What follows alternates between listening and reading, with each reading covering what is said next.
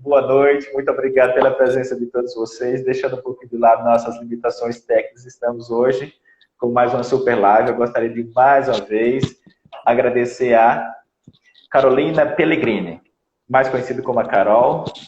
A Carol já é uma amiga nossa, antiga, já fizemos uma live super legal ano passado, Carol, falando sobre o mesmo tema, e nós vamos abordar o mesmo tema hoje com as facetas diferentes.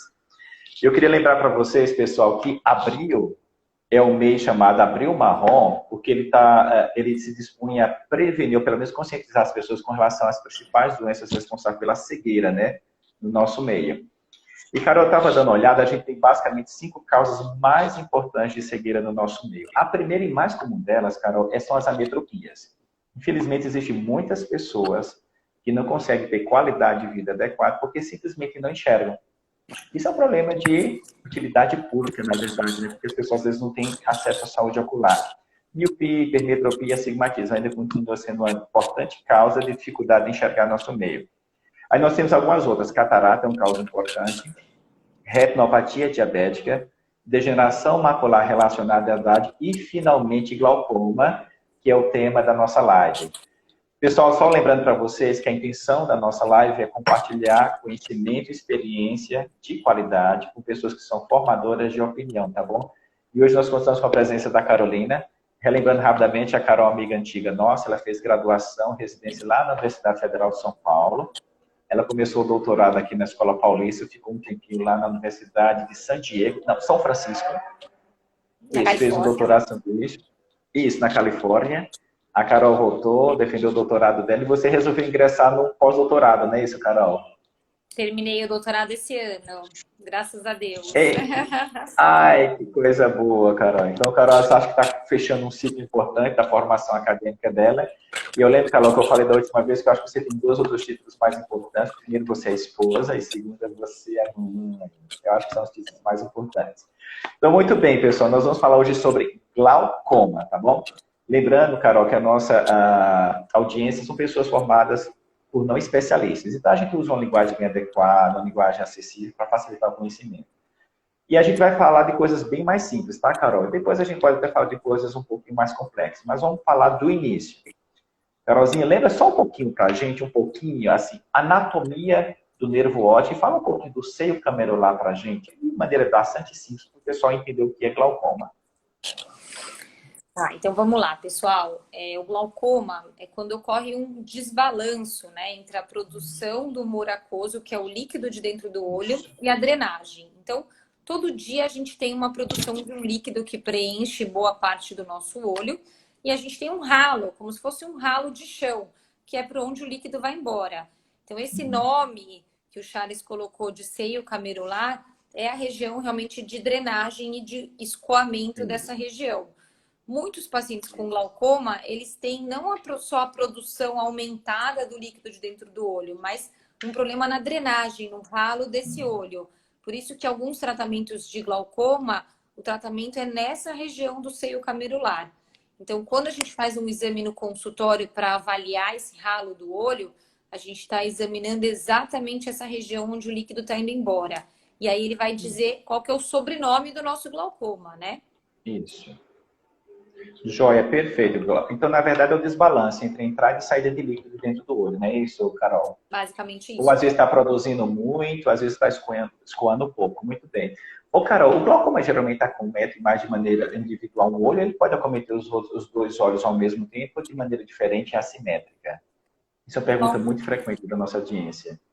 O glaucoma mais comum que a gente tem aqui no nosso meio é o glaucoma primário de ângulo aberto. Existem outras causas de glaucoma que são unilaterais, mas focando no glaucoma mais comum que a gente tem no nosso meio, que é o primário de ângulo aberto, a gente sabe que é uma doença bilateral e assimétrica. O que isso quer dizer? Ela acomete os 2 olhos, mas de forma assimétrica. Sempre tem um olho que é pior do que o outro. Joia, perfeito, Carol. Vamos falar um pouquinho de fatores de riscos, não é isso? Porque a gente sabe que existem algumas pessoas que têm uma predisposição maior do que outras para ter glaucoma, tá bom? Carol, a idade avançada parece estar relacionada, não é isso? É um fator de risco as pessoas terem glaucoma, correto? Quais são os outros fatores de glaucoma? Fatores que pelo menos facilitam o indivíduo ter maior glaucoma na sua vida?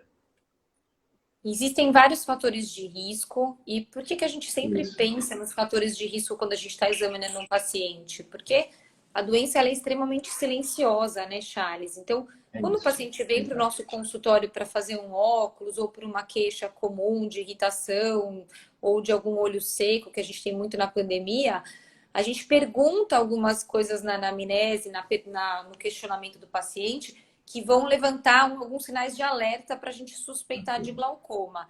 Então, Tá. a doença, ela aumenta a chance com o ganho da idade. Então, os pacientes acima de 40, 50, 60 anos, ou seja, quanto Ok. mais velho, maior a chance de ter a doença. E aí eu não posso deixar de falar da história familiar.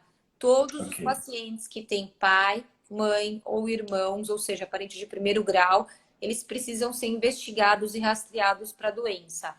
E o fato Uhum. deles não terem numa consulta não quer dizer que eles nunca vão ter. Eu falo para os meus pacientes que são parentes de alguém que tem glaucoma. Olha, a gente vai fazer esse exame hoje. Hoje você não tem glaucoma, mas pode ser que o ano que vem ou no outro apareça, porque a doença aumenta a chance com o ganho da idade. Perfeito. Carol, você falou assim, alguns fatores, ou existem vários fatores também. Eu não sei se eu queria miopia aumentada, ou miopia elevada, raça negra, também são fatores importantes na história pregressa da doença, correto? Sim, com certeza. Então, a idade elevada, a história Isso. familiar, a raça negra, elas não só são mais prevalentes, né, para alguns tipos de glaucoma, como também a agressividade da doença é maior na raça negra, né? E Exato. hoje a gente tem falado muito da miopia, né? Quando a gente fez Exato. o segundo, o penúltimo consenso brasileiro, o consenso é quando todos os especialistas em glaucoma se reúnem do Brasil para escrever o consenso brasileiro. No penúltimo Verdade. consenso, a gente falava muito pouco sobre a miopia. Nesse Uhum. último que a gente fez o ano passado e atualizou para todo o Brasil, a gente escreveu muito sobre a miopia. Então, a pesquisa ela evoluiu muito nesse sentido. Os pacientes míopes, por si só, eles já têm um fator de risco para ter a doença. Então, é super importante, realmente, quando a gente vai no oftalmo, examinar o fundo de olho, medir a pressão e examinar esse seio camerular, como você comentou, Charles. Joia, perfeito. Carolzinha, vamos falar um pouquinho sobre a questão das causas de glaucoma, não é isso? Muitas das pessoas enviam mensagem para a gente dizendo o seguinte, doutor, então me explica como é que o glaucoma se desenvolve. Carol, fala para a gente um pouquinho sobre as principais causas de glaucoma. Olha, quando a gente fala em glaucoma, não é uma única doença, né? Existem mais de Exato, é. 50 subtipos da doença, né?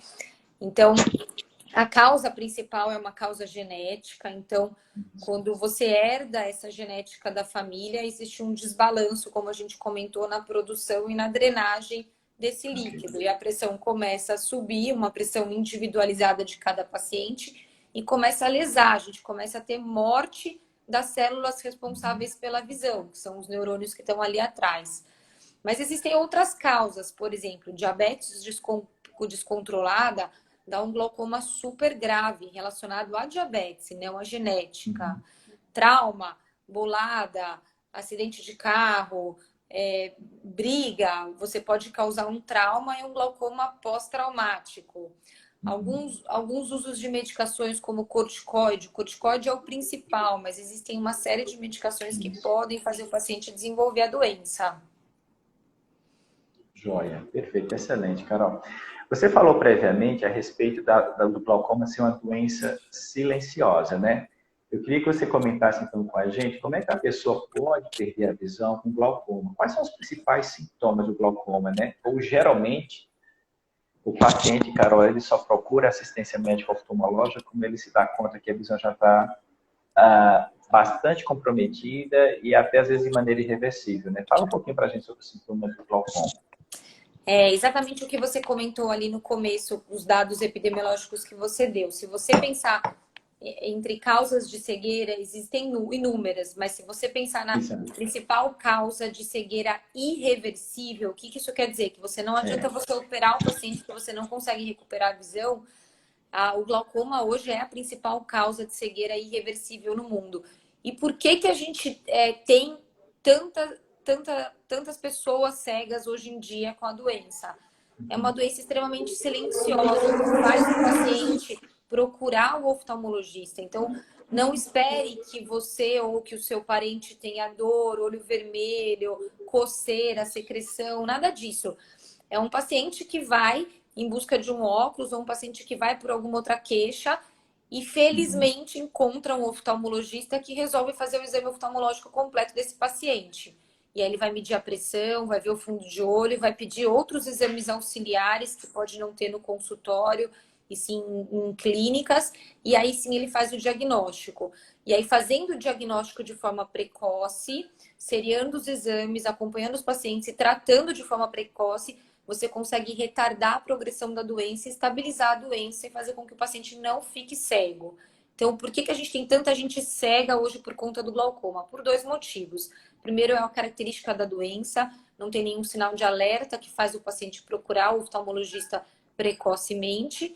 E a segunda, infelizmente, é falta de treinamento e de um bom exame oftalmológico completo, sim. Eu queria aproveitar, Carol, e pegar carona nesse teu raciocínio e dizer o seguinte para a nossa audiência. Pessoal, o profissional treinado para tratar de saúde ocular é um médico oftalmologista.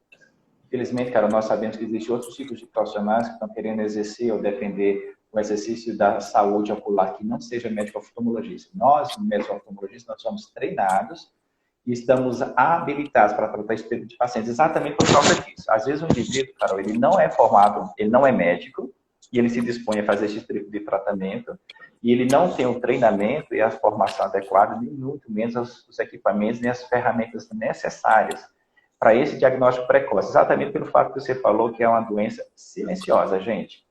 E aí, como é que a gente faz? Eu tenho falado para vocês reiteradas vezes, todas as quartas-feiras à noite aqui no nosso canal. A importância, Carol, da consulta de rotina com seu médico oftalmologista, pelo menos uma vez por ano, mesmo que você esteja sentindo nada, exatamente por causa disso, porque existe algumas doenças, entre elas o glaucoma, é uma doença que não manifesta nenhuma sintomatologia. E no exame de rotina, se você não estiver atento a alguns detalhes, pode passar batido. E de repente a doença vai progredindo, progredindo. E quando você se dá conta que você é portador dessa doença, já está no estágio avançado. E fica difícil da gente tentar reverter o quadro. Pessoal, fico alerta então assim. Profissional responsável pela saúde ocular é o médico oftalmologista. Carolzinha, olha só. Então o indivíduo tem uma doença múltipla causa, silenciosa, e aí ele procura o médico oftalmologista com que frequência, por exemplo. Então tá, eu já dei meu diagnóstico de glaucoma, tá? Então eu passei com a Carol, então ela fez a minha anamnese, fez o exame físico, fez o exame oftalmológico, percebeu que eu tinha algumas alterações, é isso? E vem aquela questão, Carol, com que frequência esse paciente precisa passar em consulta com o médico oftalmologista, tá? E já pegando carona também, tem aquela questão da pressão intraocular. É uma discussão muito grande, Carol. O que é pressão intraocular normal e qual seria a pressão intraocular ideal que o portador de glaucoma e não glaucoma deveria ter? Fala um pouquinho pra gente. A pressão é o que os pacientes mais questionam, né? Porque isso realmente está muito enraizado, né, no conceito de glaucoma antigo. Então, antigamente, aumento de pressão, pressões acima de 20, 21, a gente considerava como sinônimo de glaucoma. Por quê? Porque a gente não tinha tantos exames, a gente não entendia tão bem a doença. Hoje a gente sabe que existem os hipertensos oculares, que são os pacientes que têm pressões acima de 20, não tem dano de glaucoma, não tem alteração no fundo do olho, não tem alteração nos exames auxiliares, como a gente tem pacientes com pressões abaixo de 20 que têm glaucoma super avançados. Eu já operei pacientes com pressões de 12, 13, 14 que estavam ficando cegos pela doença. Então, o aumento da pressão dentro dos olhos, isso é super importante falar também, Charles, que as pessoas confundem muito. Não tem nada a ver com a pressão sistêmica, não tem nada a ver com a hipertensão sistêmica. O aumento da pressão intraocular, aquela medida que a gente faz dentro do consultório, ela é o principal fator de risco para a doença. Então, se um paciente entra no consultório e o colega mede uma pressão de 21, 22, não é para ficar tranquilo, é para encaminhar para o especialista em glaucoma para fazer o rastreio completo. Esse paciente, ele é classificado como suspeito de glaucoma. E aí sim, se os outros exames confirmarem que ele tem glaucoma, aí sim ele vai continuar no nosso acompanhamento aí seriado. Então, pressão alta no olho não é sinônimo de glaucoma, assim como pressão abaixo de 20 não é sinônimo de não ter glaucoma. Hoje a gente tem os glaucomas de pressões normais, que são uma doença separada, com uma outra causa, com uma outra explicação, mas sim, eles evoluem e podem perder a visão com pressões mais baixas, tá? E aí, pronto, a gente fez o diagnóstico de glaucoma nesse paciente, não só pela pressão, mas pela pressão, pelo fundo de olho e por todos os outros exames que a gente pede lá na consulta específica de glaucoma. Se esse paciente ele tiver um glaucoma leve, um glaucoma que acabou de ser diagnosticado, a gente faz o segmento dele pelo menos 2 vezes ao ano, de 2 a 3 vezes ao ano, tá? Porque é isso que faz com que a gente tenha segurança para saber se esse paciente está progredindo ou se ele está estável e não está perdendo visão, tá? Isso são para glaucomas leves e moderados. Aqueles pacientes que são glaucomas avançados, ou seja, já tem uma alteração muito importante no campo visual, que é um exame bem importante para a gente, ou uma alteração muito importante no fundo de olho, que é um exame que a gente faz no consultório, esse paciente ele tem que ser seguido pelo menos de 3 a 4 vezes ao ano, tá? Isso são os protocolos mundiais aí que a gente segue, tá bom? Por que esse segmento tão próximo e por que esse segmento seriado? De novo, o paciente na casa dele, ele não vai ter nenhum sinal de alerta que ele tá ficando cego ou que a doença tá progredindo. O paciente só vai perceber em estágios muito avançados, quando ele tiver uma perda de visão importante, mas aí, infelizmente, a gente não tem o que fazer. O glaucoma, ele infelizmente é diferente da catarata. Catarata, a gente fala muito desse exemplo porque a catarata é o nosso dia a dia, né? É muito comum. A gente fala para o paciente de catarata, a gente vai operar e vai recuperar totalmente a sua visão. O paciente de glaucoma, não. A gente não vai conseguir operar e recuperar a visão dele. A gente só vai estabilizar. Então, quando o paciente perde a visão ou quando ele percebe que já perdeu a visão por conta do glaucoma, infelizmente, a gente chegou tarde nesses casos. E daí, por isso que a gente está fazendo as lives, exatamente para isso, cara, para a gente tentar conscientizar a população da importância de fazer consultas oftalmológicas de rotina, tá bom? Carolzinha, eu tenho uma sequência aqui de dúvidas que foram enviadas pela nossa audiência que faz uma relação entre glaucoma e algumas atividades. Por exemplo, existe relação entre glaucoma e corticoide? A gente sabe que sim, você vai explicar um pouquinho para a gente. Mas tem uma pessoa que diz o seguinte, doutor, existe relação entre glaucoma e ingestão de bebida alcoólica? Como é que isso funciona? Se eu tenho glaucoma, eu posso praticar esporte? São dúvidas da nossa audiência, cara. Eu tomei nota disso. Teve um outro seguidor que disse o seguinte, doutor, olha, a gente vive no mundo digital. E a gente vive cada vez mais diante da tela do computador. Se eu tenho glaucoma, eu posso usar computador, celular, tablet, eu posso ir para o cinema, eu posso assistir TV? São perguntas do dia a dia. Teve uma seguidora que disse o seguinte, doutor, gente, eu sou uma menina, se eu tiver glaucoma, eu posso tingir o meu cabelo, eu posso fazer maquiagem definitiva? Eu não sei se essas dúvidas, Carol, te acompanham no consultório, mas vieram a minha, eu digo, vou trazer isso à tona, para que a Carol compartilhe um pouquinho a experiência dela com a nossa audiência. Fala um pouquinho para a gente, Carol, sobre esses temas inusitados. Olha, pensando no paciente com glaucoma em geral, ele pode ter uma vida totalmente normal aí. A gente pensa em alguns detalhes e aí a gente individualiza o tratamento para cada paciente. Mas, em geral, o paciente com glaucoma pode fazer atividade física, pode tingir o cabelo, pode fazer pigmentação na sobrancelha, pode operar a pálpebra por estética, pode fazer ingestão de álcool com moderação. E as atividades físicas, elas são bem interessantes, né? Hoje em dia a gente vive dois cenários aí para o glaucoma e atividade física. A gente fala muito do estilo de vida saudável para tudo, né? Para todas as doenças, para oftalmologia também.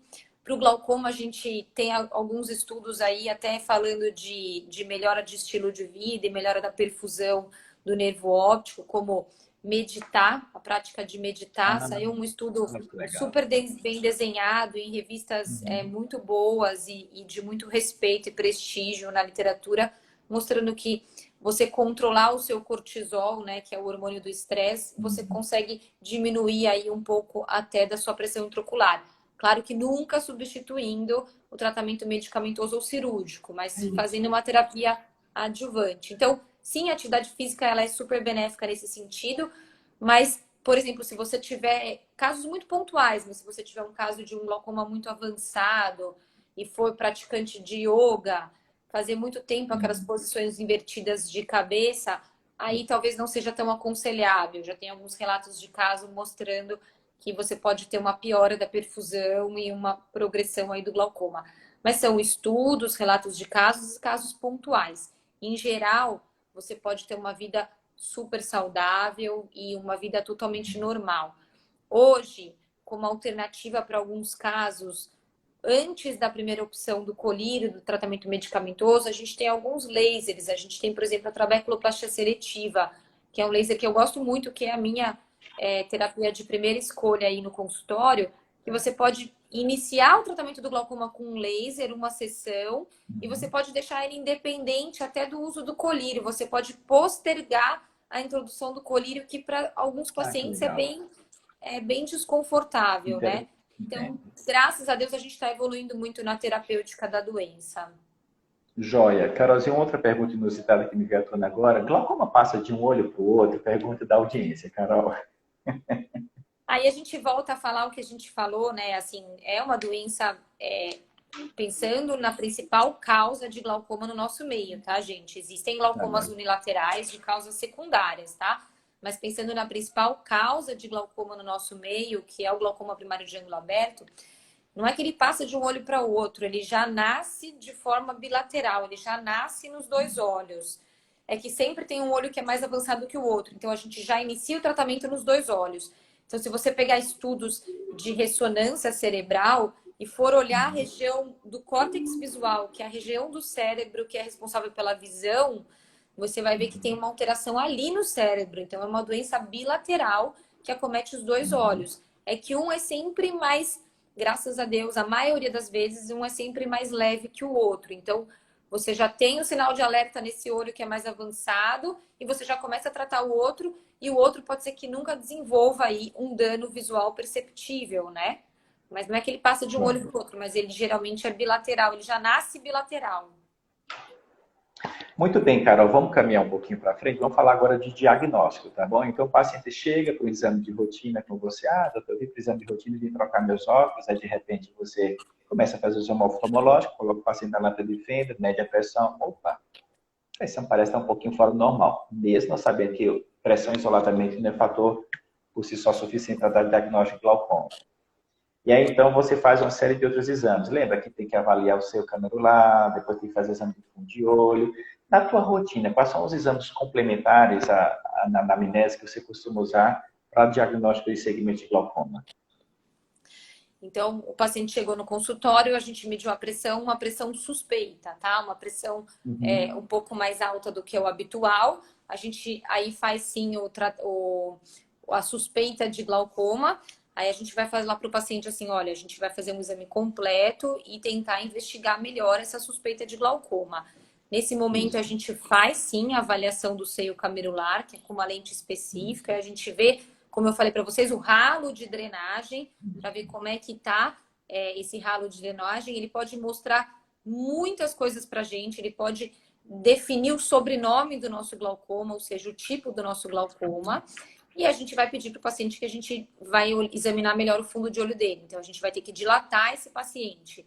Muitos pacientes reclamam no consultório, falam que não querem ser dilatados, ele tem que voltar, então, no outro dia, porque a gente só consegue realmente examinar direitinho o paciente quando a gente consegue dilatar bem. E aí, lá no fundo do olho, a gente vai olhar uma estrutura bem importante para a gente, que é o nervo óptico, que é onde acontece a lesão do glaucoma, tá? O nervo óptico continuando suspeito, com alguns sinais de glaucoma, eu vou pedir alguns exames subsidiários para ele.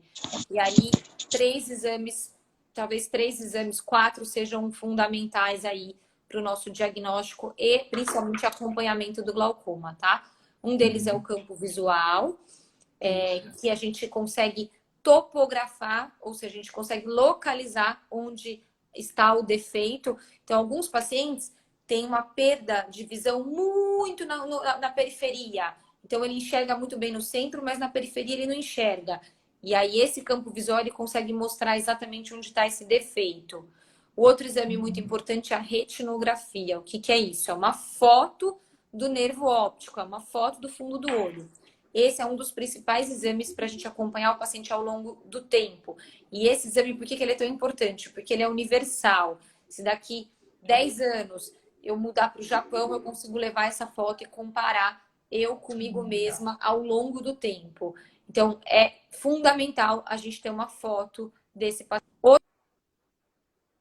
Outro exame bem importante é o OCT, que é um exame mais atual, que já existe no nosso meio há alguns anos, mas é mais atual do que esses dois que eu falei para vocês, que é uma tomografia. O que faz esse exame? Ele mede a quantidade de células boas, de células responsáveis pela visão. Basicamente é isso. Quando a gente tem morte de neurônios no glaucoma, a gente tem um afinamento, a nossa retina vai ficando fininha. Então, essa tomografia, ele vai medir a espessura da nossa retina, a espessura da nossa camada de células responsáveis pela visão e vai comparar essa pessoa com uma pessoa normal sem a doença.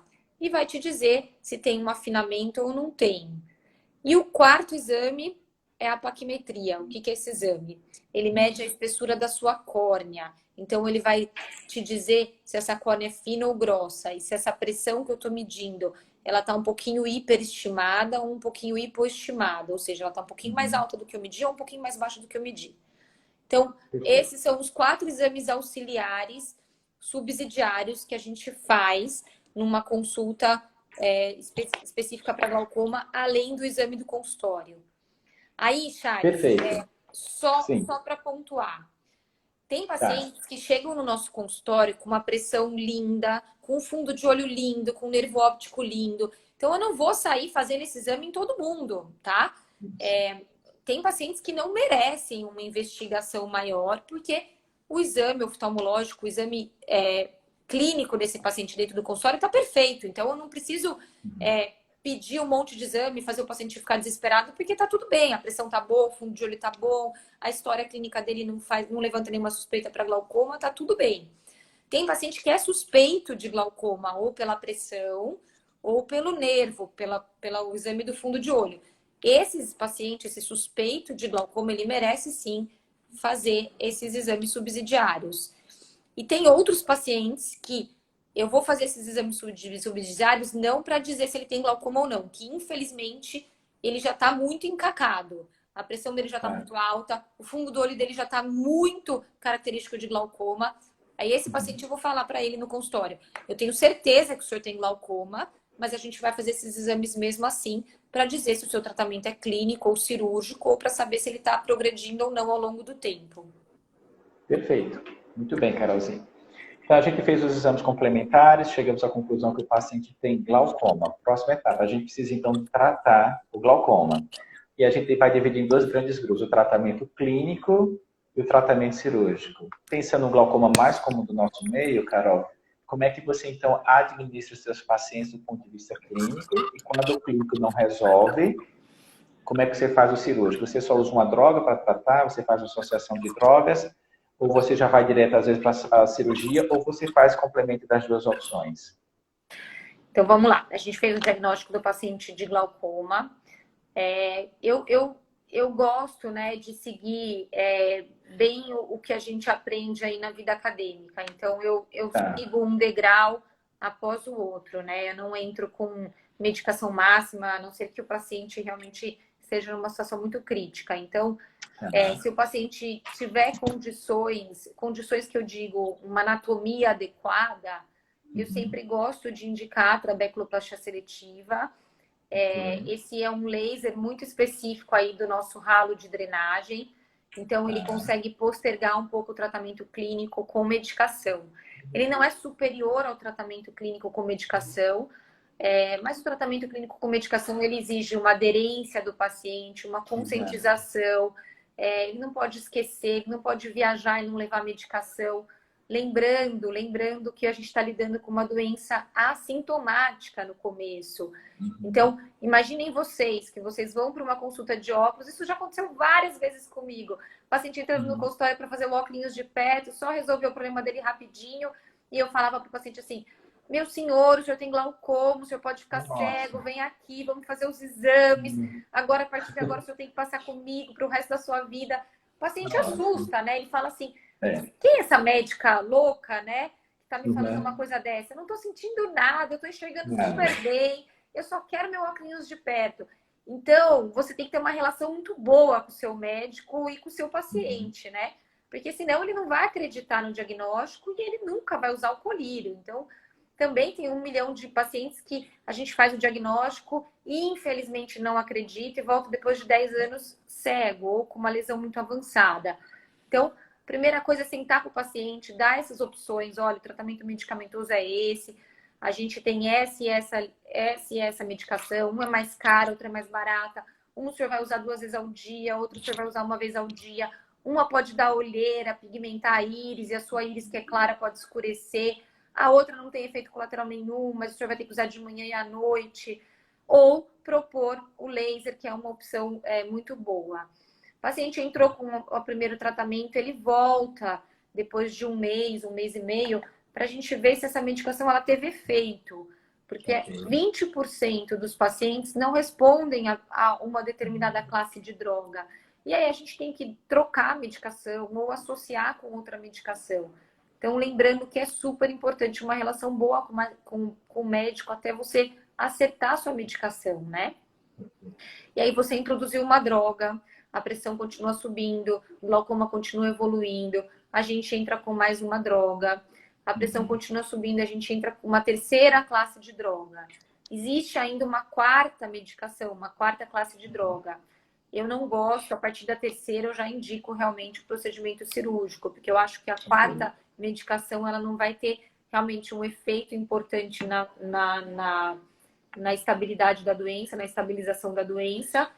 E aí a gente só está onerando o paciente e postergando um tratamento mais efetivo, que é a cirurgia. Nesse processo de tratamento clínico, você costuma usar alguma medicação por boca, Carol? Ou só Não, a gente tem uma medicação via oral que tem uma efetividade muito boa, mas eu uso para pacientes que estão com pressões muito altas e estão esperando a cirurgia. Mas nunca mantenho ele por mais de 1 mês, 2, porque essa medicação tem outros efeitos colaterais importantes, principalmente para idosos, né, que é a maior parte dessa população. Muito bem. E quais são as opções de cirurgia que a gente tem, Carol? E é possível, assim, você fazer associação de procedimentos cirúrgicos, 2 tipos de cirurgia, ou uma única cirurgia para tratar um tipo específico de glaucoma, ou diferentes tipos de cirurgia para tratar glaucoma também? Existem vários tipos de cirurgia. Graças a Deus, cada vez mais vem surgindo novas cirurgias. A gente tem 2 clássicas, né? Eu acho que, né, muito detalhe a gente falar aqui, mas a gente faz 2 muito clássicas. E tem agora as minimamente invasivas que a gente está associando aí com a cirurgia de catarata, que são para casos mais iniciais ou moderados, porque ela não tem uma efetividade tão grande na diminuição da pressão intraocular. E sim, as cirurgias funcionam muito bem também. As pessoas têm muito medo de operar do glaucoma e medo de ficar cego. A gente tem paciente que operou há 10 anos, 15 anos e continua enxergando super bem, com as cirurgias funcionando. Ela nunca vai ser, gente, a nossa primeira opção. Então, tem muito paciente que fala assim, por que eu já não opero do glaucoma em vez de ficar usando colírio para a vida toda? A cirurgia, ela pode não durar a vida toda. E cada vez mais, né, Charles, a gente está vendo os nossos pacientes envelhecendo mais. Exato. E com mais autonomia. Então, o que a gente precisa realmente é manter eles com anos de visão, né? Não só com idade, mas com muita qualidade de vida. A visão é super importante para esse público, né? Então, deixar os procedimentos cirúrgicos para casos que a gente não conseguiu controlar com medicação é sim uma ótima opção. Claro que tem pacientes que não toleram nenhuma classe de medicação. E aí a gente indica a cirurgia. Eu fiz recentemente, ano passado, num paciente que não tolerava nenhuma medicação e está feliz da vida com a cirurgia dos 2 olhos. Mas a gente tentou realmente o tratamento clínico antes de indicar uma cirurgia, né? Joia, Carolzinha, olha só. Apesar dos percalços técnicos, o tempo, a gente superou essa dificuldade, já se foram basicamente 30 minutos, você acredita? E lembra que eu fiz um exercício com você da última vez, nós vamos repetir aquele exercício, aquele seu poder de resumão, tá bom? Então eu queria aí nos próximos 2, 3 minutinhos você falasse para a nossa audiência. O que é glaucoma? quais são os fatores de riscos, quais são as causas mais comuns, o sintoma, diagnóstico e tratamento. E quem sabe um pouquinho de prevenção, se der tempinho. Bom, então, gente, o glaucoma, esse mais comum que a gente falou bastante, ele tem uma origem genética muito importante. É uma doença muito silenciosa, que evolui lentamente. Então, para você que tem alguém na família que tem a doença, faça o seu check-up anual, passe com o seu oftalmologista, faça o exame oftalmológico completo para ele examinar e ver se você tem alguma chance de ter alguma doença, né, de ter a doença nesse momento. Não espere um sintoma, porque realmente é uma doença extremamente silenciosa. Mas saiba que hoje em dia, graças a Deus, graças à evolução da medicina e da tecnologia, a gente tem sim como fazer o diagnóstico precoce, barrar a progressão da doença e ninguém ficar cego por conta da doença. Se vocês fizerem realmente todo o screening, todo o acompanhamento com o seu oftalmologista de confiança. Joia, perfeito, Carolzinha. Carol, me faz a gentileza, fala pra gente quais são os endereços eletrônicos para que a nossa audiência aqui, se precisar de algum médico glaucomatólogo, te procure, e o endereço físico da tua clínica onde você está atendendo. Bom, eu saí de São Paulo, né? É verdade. A gente tem uma clínica em Vinhedo, a clínica chama Clínica Vermais Oftalmologia. Lá no nosso Instagram tem todos os endereços da clínica, a gente tem no site também, no site da Vermais Oftalmologia. A gente é uma equipe bem completa, só na clínica acho que são mais ou menos 5 especialistas em glaucoma. Lá a gente tem todo o arsenal aí dos exames que eu falei para vocês e todo o preparo aí para receber vocês da melhor forma. Muito obrigada. Carolzinha, mais uma vez eu gostaria de agradecer pelo fato de você ter reservado esse tempo na tua agenda tão apertada. Muito obrigado pelo carinho, você sempre solicita os nossos convites. Eu gostaria também de agradecer a nossa audiência. Não esquecer de compartilhar esse conteúdo com qualidade, clicar, curtir os nossos conteúdos e nos acompanhar, tá bom? Nos nossos canais. Carol, mais uma vez, muito obrigado, parabéns, excelente live, foi muito esclarecedora, linguagem adequada, muito conhecimento, muita presença. Você, como sempre, arrasa nas suas apresentações, tá bom? Mais uma vez, obrigado. Obrigado, audiência. Carol, muitíssimo obrigado. Um abraço à família. Obrigada, beijão. Pessoal, muito obrigada. Foi um prazer. Muito obrigado, Carol. Até a próxima, tá bom? No ano que vem tem mais. Um abraço. Tchau, tchau.